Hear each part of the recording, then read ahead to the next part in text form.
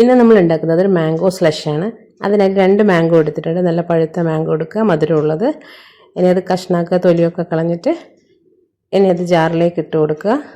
ജാറിലേക്ക് ഇട്ടതിന് ശേഷം 1 ടേബിൾ സ്പൂൺ പൊടിച്ച പഞ്ചസാര ചേർത്ത് കൊടുത്തിട്ട് നിറയെ ഐസ് ക്യൂബ്സ് ഇട്ടിട്ട് നന്നായിട്ട് അടിച്ചെടുക്കുക.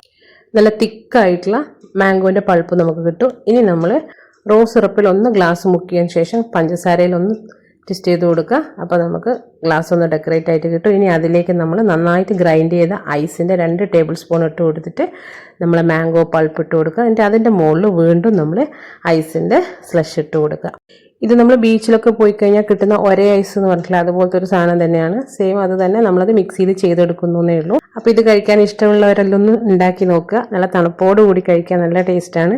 അപ്പോൾ എൻ്റെ റെസിപ്പീസൊക്കെ ഇഷ്ടപ്പെടുന്നവർ ലൈക്ക് തന്ന് സബ്സ്ക്രൈബ് ചെയ്ത് സപ്പോർട്ട് ചെയ്യുക. നല്ല നല്ല റെസിപ്പീസുമായിട്ട് നാളെ കാണാം.